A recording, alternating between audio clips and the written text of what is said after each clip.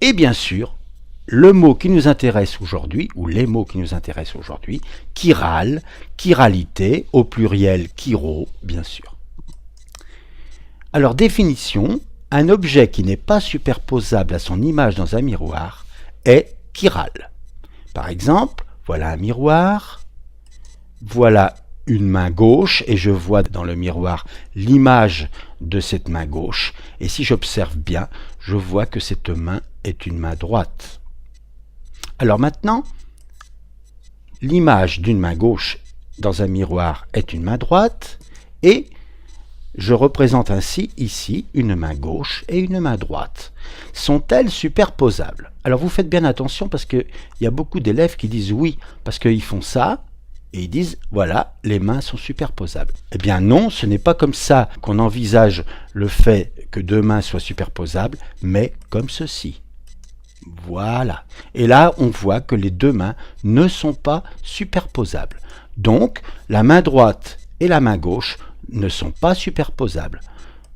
Et donc, la main n'est pas superposable à son image dans un miroir. On dit qu'elle est chirale. Alors donc, voilà une molécule avec un atome de carbone et liée à 4 atomes complètement différents. Un blanc, un kaki, un vert clair, un vert foncé. Et vous voyez l'image de cette molécule dans le miroir. Alors regardez bien ce qui se passe.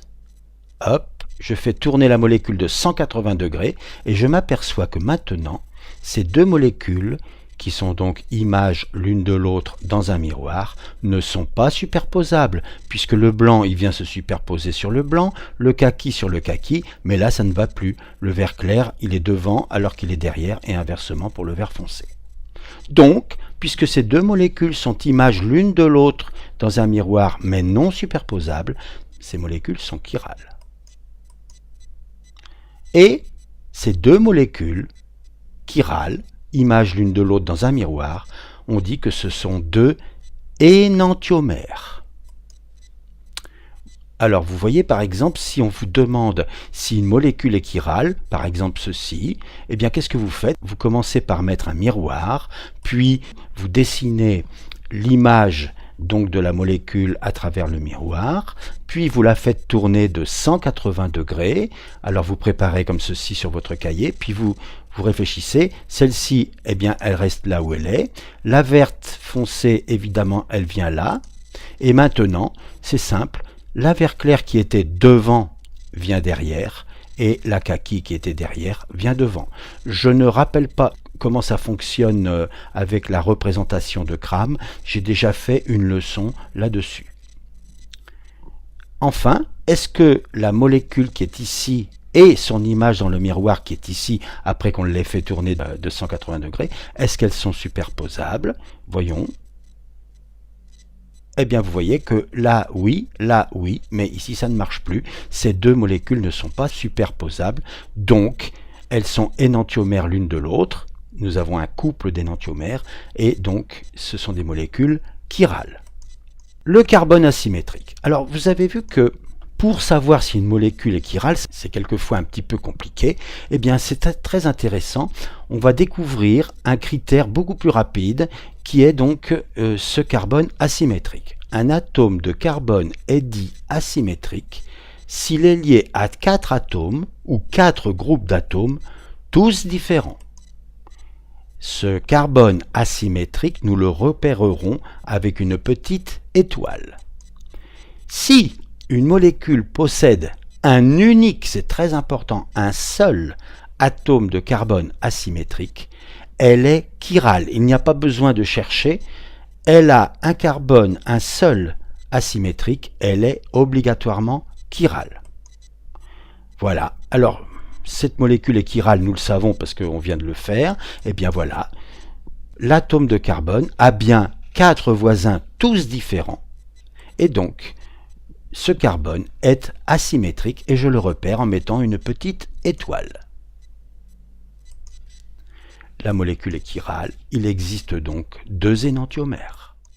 Voici donc une molécule qui possède 2 carbones asymétriques, en voilà un, puisqu'il a bien 4 voisins tous différents, et ce deuxième carbone est lui aussi asymétrique pour la même raison. Notons dès maintenant que les atomes de carbone n'ont pas les mêmes voisins. Par exemple, celui-ci, il a un atome d'hydrogène, puis un kaki et un vert clair, alors que celui-là, il a un atome d'hydrogène, un vert clair et un vert foncé. Donc les deux atomes n'ont pas les mêmes voisins. Miroir, et je vais construire l'image de cette molécule à travers ce miroir. J'obtiens ceci. Bien entendu, elle possède également 2 carbones asymétriques.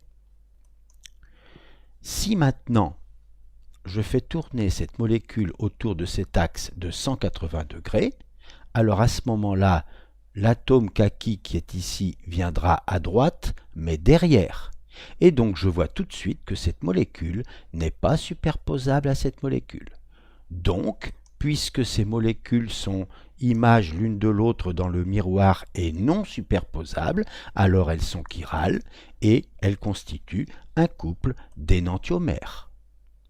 Considérons maintenant cette molécule. Elle possède un carbone asymétrique, un autre carbone asymétrique, miroir, image, carbone asymétrique, et je me demande si ces molécules sont superposables. Donc je vais imaginer faire tourner cette molécule de 180 degrés autour de l'axe vertical. Même raisonnement que précédemment. Je prends toujours comme référence cet atome ou ce groupe d'atomes symbolisé par la boule kaki. Eh bien, elle viendra à droite et derrière, et donc elle ne sera pas superposable ici. Donc, ces molécules qui sont images l'une de l'autre à travers le miroir ne sont pas superposables. Elles sont chirales et elles constituent un couple d'énantiomères. Considérons maintenant ces deux molécules-là. Je vois très bien qu'elles ne sont pas superposables, parce que à droite, ça va, c'est superposable, mais à gauche, non. Donc ces deux molécules, je ne peux pas les superposer. Sont-elles images l'une de l'autre dans un miroir? Eh bien, pour le savoir, je peux imaginer ici que je vais tourner de 180 degrés autour de l'axe horizontal. Dans ce cas, si je fais ça, l'atome ou le groupe d'atomes symbolisé par la boule kaki ici va venir en haut, mais derrière. Eh bien, ça ne pourra donc pas constituer l'image dans le miroir, puisqu'ici la boule kaki est devant. Ça marcherait pour la partie gauche, mais ça ne marchera pas ici. Ces molécules qui ont la même formule plane développée, mais qui ne sont pas images l'une de l'autre dans le miroir et qui ne sont pas superposables, sont dites diastéréoisomères. Pour ces deux molécules-là, nous faisons la même chose. Elles ne sont pas superposables, puisque la partie gauche, oui, mais la partie droite, non. Sont-elles images l'une de l'autre à travers le miroir? Je fais le même raisonnement et je vois que la boule kaki, eh bien, si je tourne de 180 degrés, va être en haut, mais derrière, alors qu'ici, elle est devant. Donc ça ne peut pas être l'image de la molécule qui est au-dessus. Autrement dit, ces deux molécules qui ne sont pas images l'une de l'autre dans un miroir et qui ne sont pas superposables sont dites diastéréoisomères. Voyons maintenant ces deux molécules-là. Eh bien, je vois d'abord qu'elles ne sont pas images l'une de l'autre dans le miroir, puisque cette partie-là, oui, mais la partie qui est derrière ici, non. Sont-elles superposables? Eh bien, pour ça, je vais imaginer faire tourner cette molécule de 180 degrés autour de cet axe. Attention, la boule kaki va venir à droite, mais derrière, ici, elle est devant. Donc, elles ne sont pas superposables. Ces deux molécules qui ne sont pas objets et images l'une de l'autre à travers le miroir et qui ne sont pas superposables sont deux diastéréoisomères. Terminons avec les deux autres.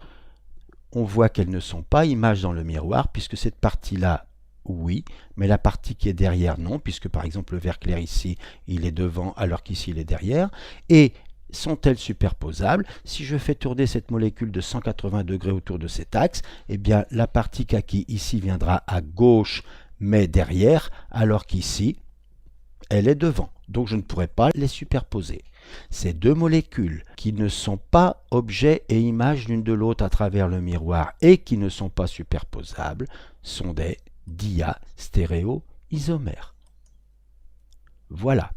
Donc, nous venons de montrer que une molécule qui possède deux carbones asymétriques peut être chirale. Et vis-à-vis d'une autre molécule ayant la même formule développée plane, elle peut être en rapport d'énantiomérie ou de diastéréoisomérie.